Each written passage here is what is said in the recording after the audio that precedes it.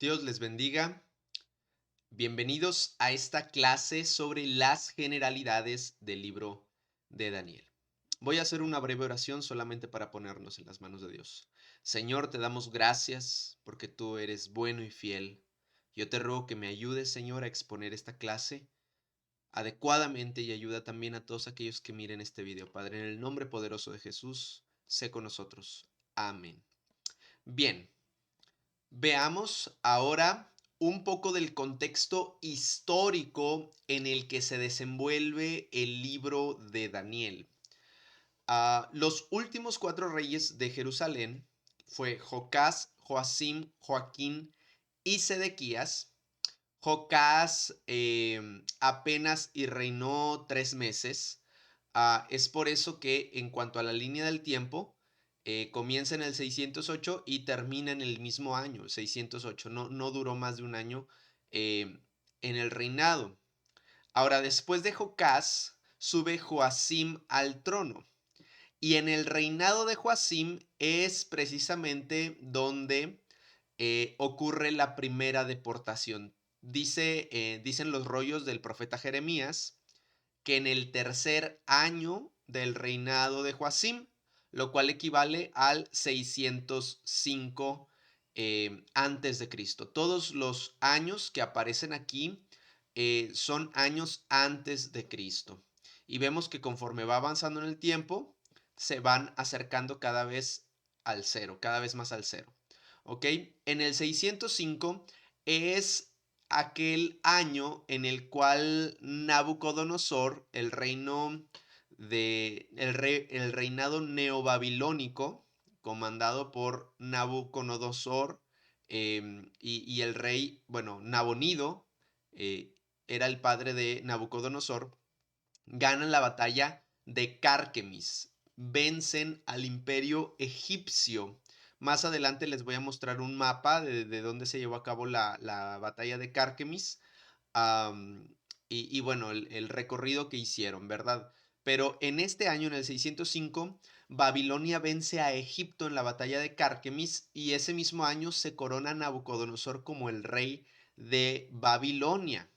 Ahora, también en este mismo año es que se llevan al primer grupo de deportados. Ustedes lo saben, también porque la Biblia lo dice explícitamente, pero en la primera deportación no se llevan al grueso de la población, sino que se llevan solamente a los más sagaces, a los más capaces, nobles, listos, sabios de los judíos. ¿Por qué? Precisamente porque Nabucodonosor tenía la intención de, con esta clase de personas adelantadas, favorecidas, pudiera él formar su corte real, ¿verdad? Nabucodonosor, como rey nuevo, estaba formando su corte real.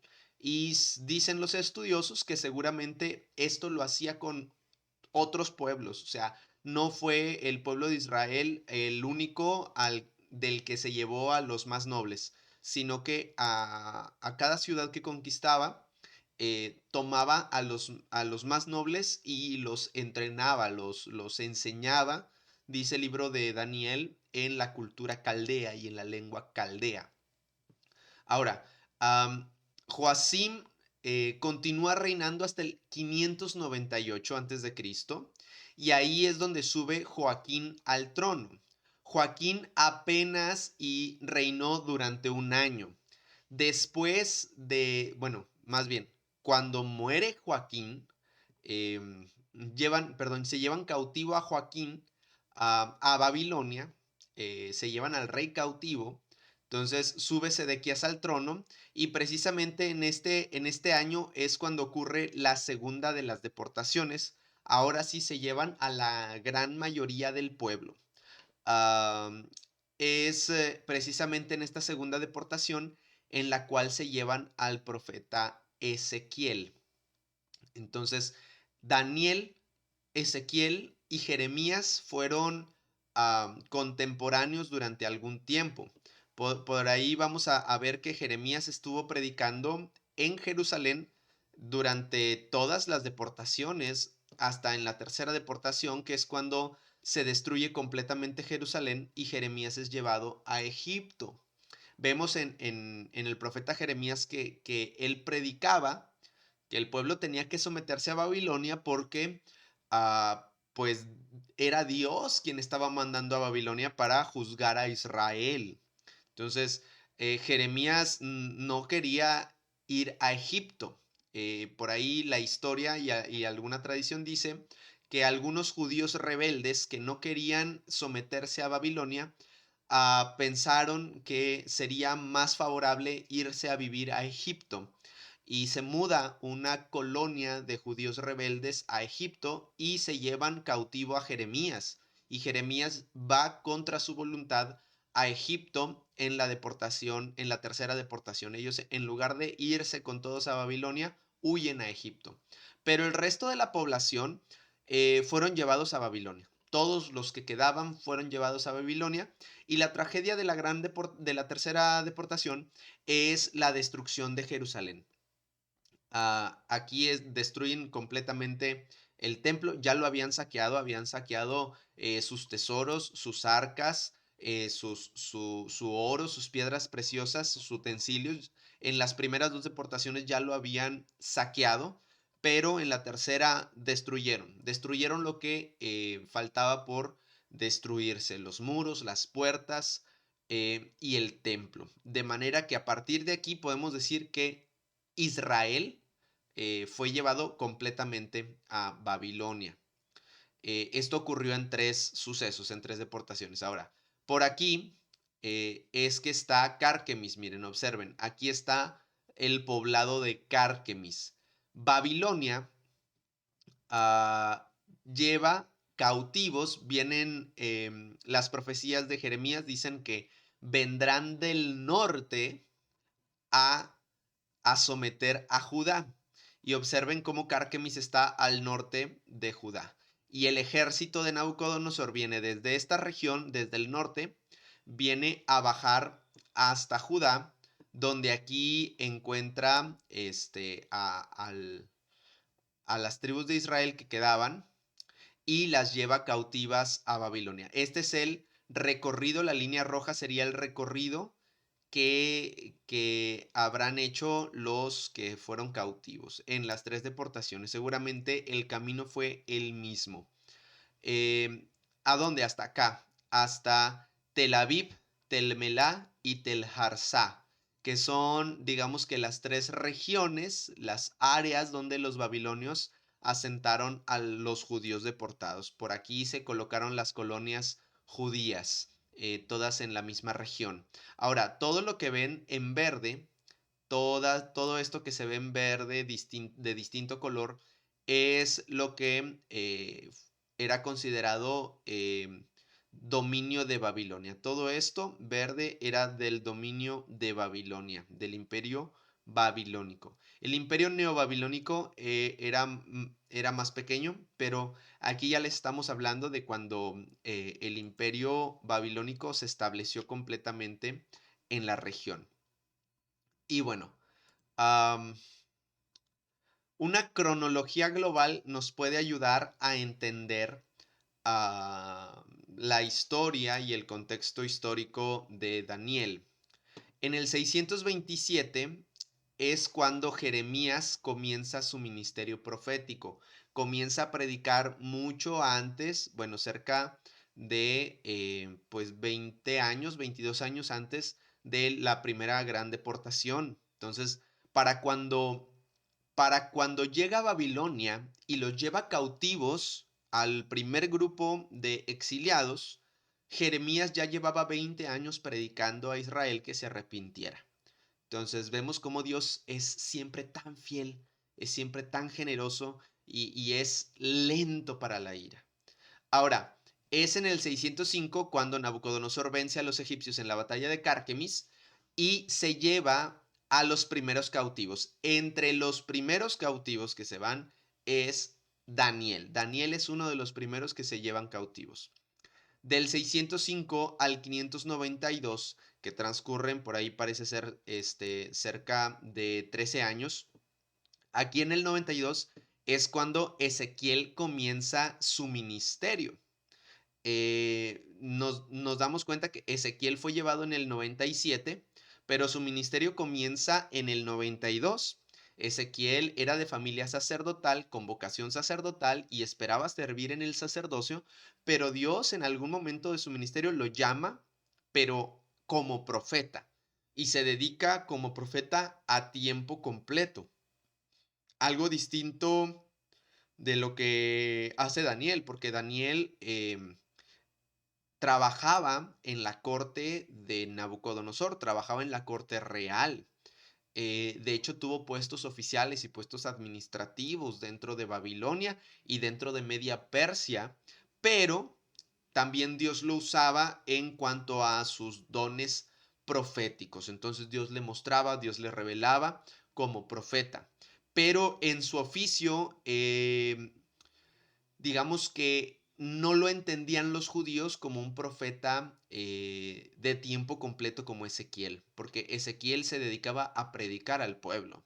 Daniel se dedicaba a hacer sus labores administrativas, pero cuando era necesario, Dios le mostraba algo, sucedía, se manifestaba esta profecía en Daniel, este ministerio profético, porque no podemos decir que no tenía un ministerio profético, sí lo tenía, solo que ejercía en el día a día una labor secular y administrativa. Ahora, en el 586 ocurre la destrucción de Jerusalén. Aquí, en esta línea del tiempo, ya no les estoy colocando las deportaciones, esas ya las coloqué aquí. En el 605, en el 97 y en el 86 ocurre la primera, segunda y tercera deportación. Aquí lo que les estoy colocando es la primera, la tercera. Ahora, todo este tiempo, desde la tercera deportación hasta el 538, que es Ciro decreta el regreso de los judíos a Jerusalén, es el imperio, digamos que, babilónico. Ahora, Ciro ya no es un rey caldeo, Ciro es un rey de Media y de Persia, de manera que quienes permiten el regreso de los judíos a Jerusalén son, bueno, es el rey Ciro, y bueno, es ya el imperio de Media y de Persia. Ah, Poco tiempo después, en el 536, 535, se estima que es el tiempo de la muerte de Daniel. Ahora, es en este periodo, en el periodo persa, no en el periodo babilónico, sino en el periodo persa, en que Daniel escribiría el libro. ¿Por qué? Porque hay sucesos en el libro de Daniel donde las circunstancias históricas se desenvuelven en medio de los reyes persas. Entonces, evidentemente no pudo haber sido escrito antes o terminado de escribir antes. Entonces, se dice que el libro de Daniel se termina de escribir en el periodo persa, entre, por ahí, entre el 539, 538 y el 535. Esta sería la fecha en la que ubicaríamos la escritura del libro de Daniel, que es muy distinta a la fecha que propone la crítica, el Alta Crítica, que sitúa a Daniel en el 165 a.C. Son casi 400 años de diferencia. ¿Ok? Ahora, vamos a ver algunos datos generales. El autor, nosotros no lo ponemos en tela de duda o en tela de juicio. El autor es el profeta Daniel. No es escrito por ningún seudónimo, no es escrito por ningún macabeo ni por un sacerdote del siglo segundo que se hace pasar por Daniel. No. El libro de Daniel fue escrito por el profeta Daniel. Ahora, la fecha en la que podemos estimar que se escribió es entre el 538 y el 535, es decir, en el periodo persa, am, y bueno, en el periodo final también de la vida de Daniel, que lo colocaríamos aquí, esto correspondería al siglo sexto antes de Cristo. Ahora, ¿cuál es el propósito del libro de Daniel? En el libro de Daniel se muestran tantas cosas, tanto históricas como proféticas.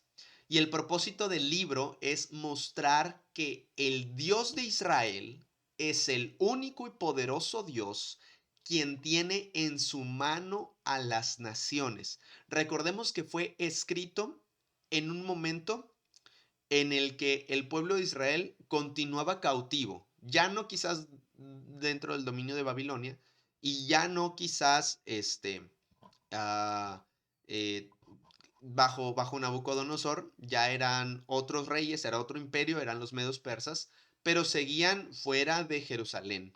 Ahora, el propósito es mostrar que Dios siempre tuvo y tiene el control de todo. Eh, de hecho, este texto tan citado es que es Dios quien pone reyes y quien quita reyes. Es mostrarle al pueblo de Israel que si fueron llevados cautivos es porque así lo decidió Dios y que si Dios les permite regresar es porque así lo decidió Dios y que si y que si Babilonia se elevó como la mayor potencia del mundo antiguo es porque así lo decidió Dios y que si Babilonia cae es porque así lo quiso Dios. Y Dios puede poner a otro imperio como fueron los medos persas. Y esto es en cuanto a la historia, pero en cuanto a la profecía, Dios muestra que así como cayó Babilonia, iba a caer Media Persia y Dios iba a levantar a otro imperio, que son el imperio greco-macedonio con Alejandro Magno, y que después Dios iba a levantar otro imperio, iba a destruir al imperio greco-macedonio y se iba a levantar el imperio romano. Y Dios muestra en todas estas historia y profecía que no importa quién sea el rey más poderoso, no importa quién sea el imperio más poderoso, es Dios quien tiene el control de todo. Es Dios la mano que mueve los hilos. Dios es el soberano de los reyes de la tierra. Es Dios el que pone reyes y quita reyes. Y este precisamente también es el tema del libro de Daniel. Es que Dios es soberano y domina sobre todos los reyes, sobre todos los reinos y sobre toda la historia. Este es el tema central del libro de Daniel, que Dios es soberano. Y lo podemos ver, por ejemplo, en el caso de cuando Nabucodonosor se vuelve loco y empieza a actuar como bestia del campo. En el mismo capítulo, Nabucodonosor se ensoberbece y cree que él es tan alto, tan poderoso como Dios, se vuelve lleno de arrogancia y Dios le muestra a Nabucodonosor, Dios le muestra al pueblo de Israel y Dios lo deja por escrito para nosotros que ese hombre, siendo el rey más poderoso del imperio más poderoso de la historia, si Dios quiere, lo hace comer césped, eh, hierbas, como bestia en el campo. Es decir, los reyes dirán que son reyes, pero Dios es el soberano sobre todos ellos. Y Dios es el que domina y Dios es el que tiene el control de la historia.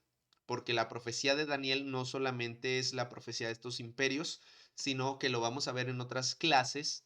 ah, Dios es el Dios de la historia de Israel. Entonces Dios tiene el control y el dominio sobre todo lo que va a acontecer a Israel hasta el futuro escatológico, hasta el final de los tiempos. Y Dios también es el que tiene el control de hasta el futuro, hasta el final de los tiempos, porque hay retazos, hay profecías que apuntan a la gran tribulación y que apuntan al anticristo.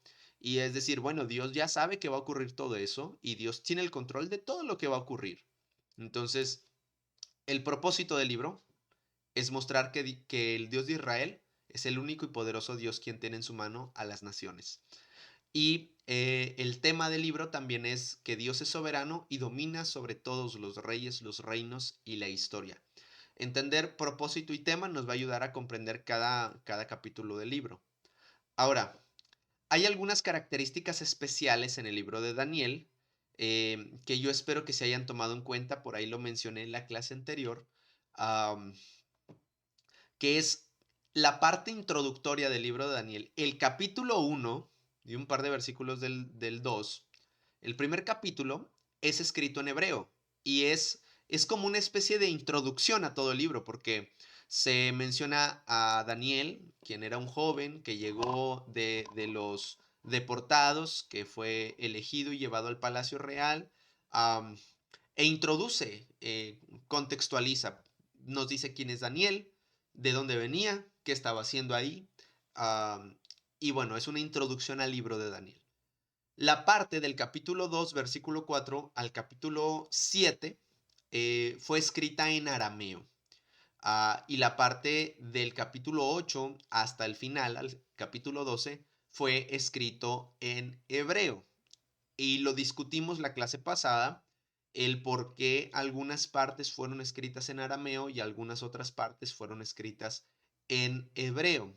Una tiene que ver, en arameo, con el plan o el propósito que Dios tiene con las naciones gentiles. Por ejemplo, los planes que Dios tiene con Babilonia, con Media, con Persia, con el imperio greco-macedonio, con el imperio romano, con el imperio romano reestructurado, es decir, con el mundo de los gentiles, con todas las naciones.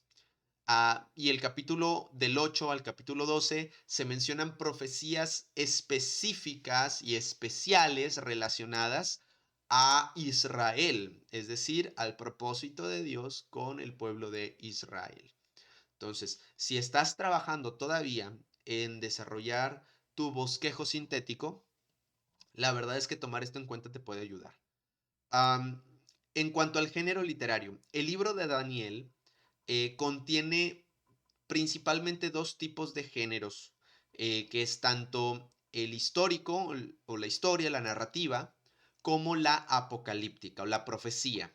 La profecía del libro de Daniel, al estar llena de elementos apocalípticos como son visiones, simbolismos, y bueno, tantas otras cosas, se cataloga como lenguaje apocalíptico. Ahí hay algo de diferencia, ahorita lo vamos a platicar.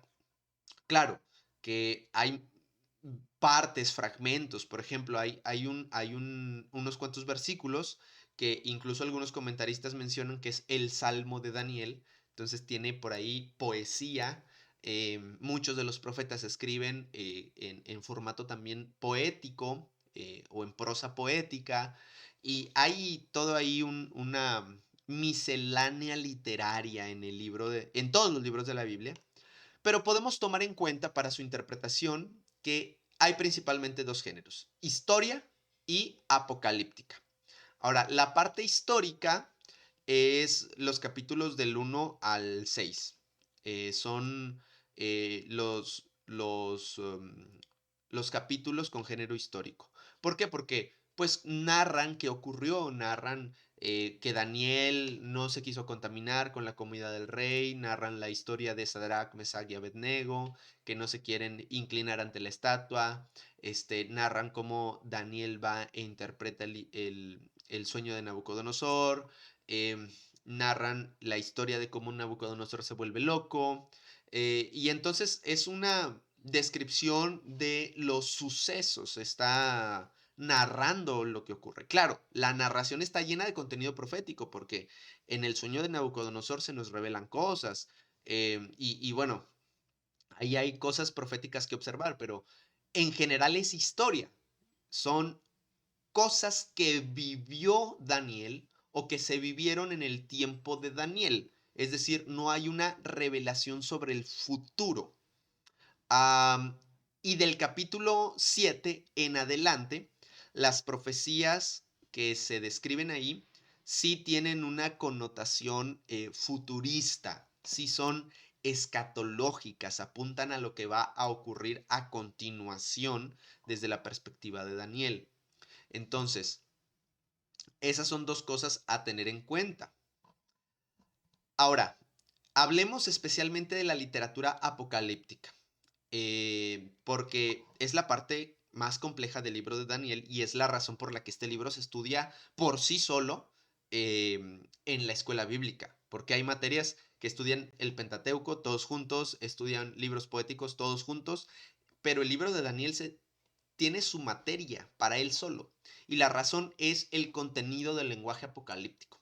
Durante el periodo intertestamentario, que es el periodo entre Malaquías y Mateo, especialmente entre el año 200 y el año 100 antes de Cristo, proliferó la producción de literatura apocalíptica. Claro, obviamente, sin autoridad canónica. De hecho, proliferó la producción de todo tipo de literatura espuria. Surgen muchos libros apócrifos, muchos libros pseudoepígrafes, muchos libros que ahorita también son catalogados como deuterocanónicos por los católicos.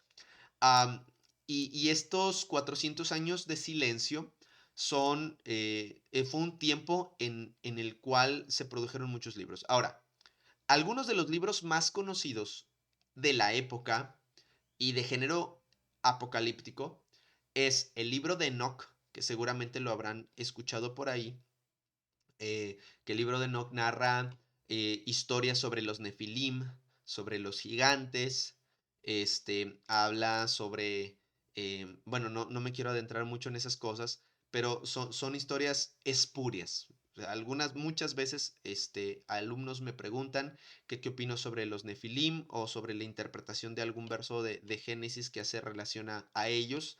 Ah, yo siempre les digo, no es una aberración hermenéutica el utilizar literatura apócrifa para interpretar el texto sagrado, el texto bíblico. Así que am, procuremos no hacer mucho caso de esta literatura apócrifa. Ahora, el libro de Enoch, ustedes saben quién fue Enoch. Enoch caminó con Dios. Enoch fue uno de los hombres que no vio muerte. Fue uno de los hombres en la antigüedad de los piadosos. Y Dios lo arrebató para no ver muerte. Ahora, el libro de Enoch no fue escrito por Enoch, porque Enoch vivió en la época después de Adán. Enoch vivió en la época de cuando los hombres vivían 900 años. Am, este libro de Enoch apócrifo fue escrito por ahí del año 200. Entonces, ¿qué es lo que hacían los autores de estos libros? Es que utilizaban seudónimos. Entonces, ¿qué es lo que hacían? Firmaban a nombre de otra persona. Entonces, utilizaban seudónimos y generalmente estos seudónimos eran seudónimos históricos, famosos, interesantes, porque si alguien dice que encontró un libro escrito por Enoch, con revelación que Dios le mostró a Enoch, oigan, ese libro podría ser muy valioso. Entonces todo el mundo lo querría escuchar, lo querría leer. Entonces, es un libro escrito por un seudónimo, no es por Enoch, sino por otra persona que se hace pasar por Enoch. Y por lo mismo es un escrito espurio, apócrifo, sin inspiración divina. Está el escrito, el testamento de los 12 patriarcas, los oráculos sibelinos, la ascensión de Moisés, ahí descuiden, me equivoqué, es la ascensión de Moisés. El libro de los secretos de Enoch es otro libro también relacionado a Enoch y que se dice que lo escribió Enoch, pero tampoco lo escribió Enoch. Hay dos apocalipsis uno sirio y uno griego, que según esto se le atribuyen a Baruch. Baruch, para los que no sepan, es el escriba de Jeremías. Baruch es el que ayuda a Jeremías a escribir sus libros, tanto el libro del profeta Jeremías como el libro de Lamentaciones, de manera que atribuirle a Baruch la autoría de un libro también es un seudónimo. Seguramente esto tampoco lo escribió Baruch. Am, el Génesis apócrifo, bueno, no se llama apócrifo, se llama Génesis. Nosotros le llamamos apócrifo porque es otro Génesis distinto al que nosotros tenemos en la Biblia. Ahora, este Génesis apócrifo narra historias muy excéntricas, ¿verdad? Por ejemplo, la historia de Lilith, de la supuesta primera mujer de Adán, se describe en este Génesis apócrifo. Igual me han preguntado sobre Lilith y sobre qué opino de esas cosas en el Génesis canónico y yo respondo lo mismo. O sea, no podemos interpretar el texto bíblico a la luz de un texto apócrifo. Eso es una aberración hermenéutica. ¿Ok? Estaba también muy popular el libro o el rollo de la guerra, que es un libro apocalíptico de la secta de los esenios. Bueno, esta es una lista, la verdad que para nada exhaustiva. Hay cientos de libros que se producen en esta época. Um, y es precisamente la razón por la que la crítica dice que Daniel no fue escrito por Daniel en el siglo VI, sino que se escribe por ahí del 165, entre el 200 y el 100, um, porque Daniel es género apocalíptico y hay muchos libros apocalípticos que surgen en esta época. Libros obviamente espurios, libros escritos por seudónimos, gente que no es la que dice que fue. Entonces, la crítica dice, el libro de Daniel no fue escrito por Daniel, sino por alguien que se hace pasar por Daniel y no fue escrito en el siglo VI, sino que fue escrito entre el 100 y el 200. Pero eso no es verdad. Y las razones por las que insisten tanto en esto, y nos vamos a ir dando cuenta, es porque hay profecías en Daniel tan exactas, tan específicas, eh, que es imposible que alguien las pudiera entender de la manera en que Daniel los entendió. O si no es por obra milagrosa, no se podría entender. Pero son detalles y son situaciones tan específicas que son sorprendentes. Yo podría decirles que las profecías más específicas que existen en la Biblia están en el libro de Daniel. Entonces, es por eso que a los de la alta crítica les cuesta mucho pensar que Daniel es un libro profético. Es más fácil decir, es historia. Y para cuando Daniel lo escribió, todo eso ya ocurrió. Porque es demasiada específica la descripción que hace Daniel. Entonces, pero no. Bueno, eh, dejemos de lado esto y hablemos sobre las características del género apocalíptico, qué es lo que hace a un escrito profético, además de profético, apocalíptico.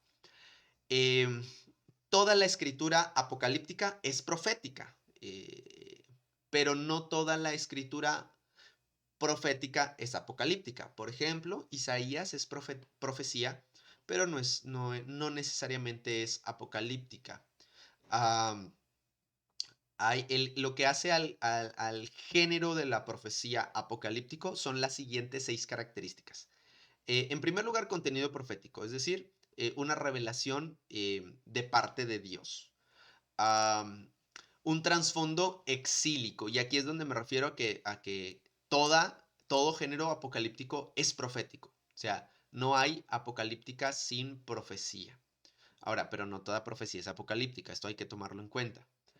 ¿Qué más, qué más bueno, es una característica del género? Es que tiene un trasfondo exílico, es decir, la apocalíptica siempre se escribe desde un lugar distinto al hogar. Por ejemplo, Daniel escribe lo que escribe no desde Jerusalén, no desde la nación de Israel, no desde el templo, no desde su ciudad, sino que la escribe o todo eso lo escribe estando como extranjero, como exiliado en un pueblo extraño, con lengua extraña, en una situación distinta.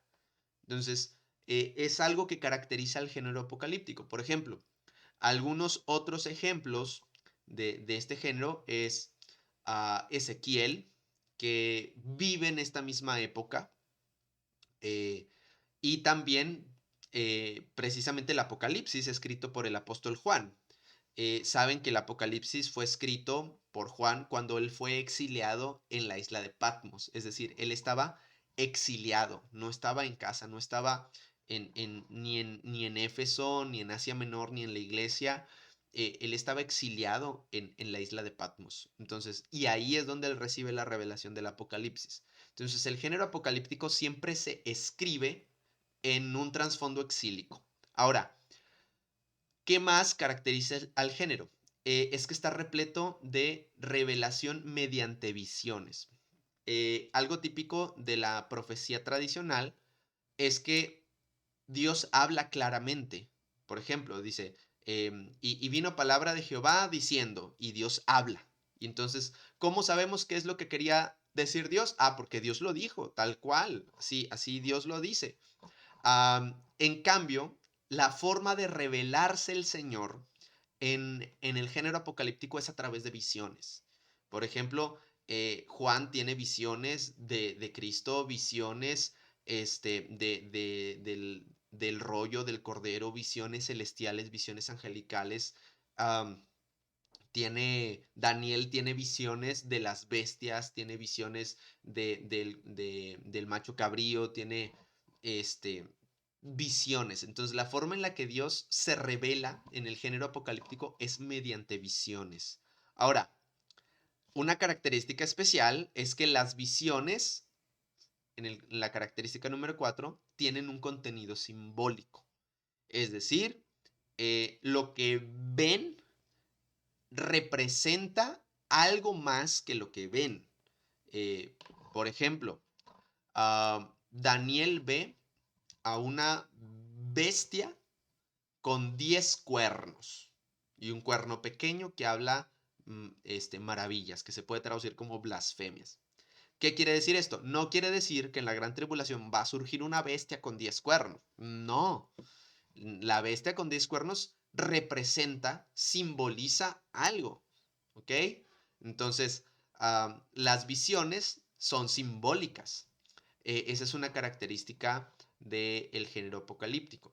Ahora, también es que el género apocalíptico típicamente tiene una dirección divina, una directriz, un intérprete, ya sea el Señor mismo, el que va acompañando o explicándole al profeta lo que ve, un ángel o algún otro ser celestial que le explica al profeta eh, qué significa el símbolo, porque muchas veces el profeta no entiende el símbolo. Am, por ejemplo, hay una profecía de Zacarías donde Dios muestra en visión un canastillo de fruta de verano. Y Dios le dice al profeta, ¿qué ves? Y el profeta le dice, bueno, un canastillo de fruta de verano. Y el Señor le explica la visión y le dice, eso significa que el juicio, que el fin ha llegado. Entonces, ¿qué significa el canastillo de fruta de verano? Que el fin ha llegado. Ahora, a nosotros nos parece complejo, complicado. ¿Qué tiene que ver un canastillo de fruta madura con que el fin de todo se acerca? Bueno, será otra clase, será para la clase de Zacarías. Pero a lo que me refiero es esto. O sea, hay alguien que le explica al profeta lo que ve. Ah, hay alguien que acompaña al profeta también durante la visión. Por ejemplo, Ezequiel, que también es lenguaje apocalíptico. La visión de los huesos secos. El Señor acompaña a Ezequiel y le dice, Ezequiel, ¿qué ves? Y dice, huesos secos. Y le pregunta, ¿volverán los huesos a vivir? Y Ezequiel le dice, bueno, tú lo sabes, Señor. Entonces le dice Ezequiel, profetiza, hijo del hombre, que los huesos vuelvan a vivir. Y es este acompañamiento de parte de Dios o de un ser angelical o de un ser celestial que va acompañando al profeta en sus visiones. Es decir, el profeta no experimenta las visiones él solo, sino que tiene ahí una directriz divina. Otra característica del género apocalíptico es que es escatológico. ¿Qué quiere decir eso? Que sus profecías apuntan hacia el futuro, un futuro que aún no llega, un futuro relacionado al final de los tiempos. Por ejemplo, el arrebatamiento de la iglesia, la gran tribulación, la segunda venida de Cristo, el reino milenial, el estado eterno. Todos estos eventos que corresponden a, a los últimos acontecimientos del proyecto de Dios. Entonces, eh, difícilmente una profecía que apunta a un suceso histórico, no se cataloga como escatológico, ¿verdad? Y por lo tanto como apocalíptico. Entonces, estas son las características del género apocalíptico. Y déjenme decirles que la parte del capítulo 7 en adelante de Daniel es absolutamente apocalíptico. Entonces, ¿cómo se debe de interpretar el género? De la misma manera como se interpretan todos los géneros de la Biblia, que es por el método gramático, histórico-gramatical. Entonces, un entendimiento literal del texto.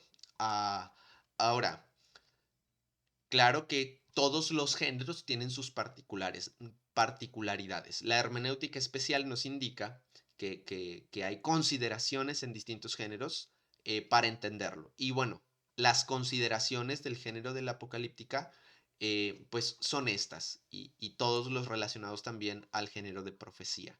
Por ejemplo, el sensus plenior, la perspectiva profética, y en algún momento les explicaremos estas cuestiones para que ustedes tengan las facultades de interpretar profecía y apocalíptica. Ah, entonces, bueno, mis hermanos, espero que haya sido de bendición, que hayan aprendido cosas que no conocían antes, que hayan tomado notas. Si tienen dudas, preguntas, estoy a sus órdenes. Les mando un fuerte abrazo. Dios me los bendiga abundantemente.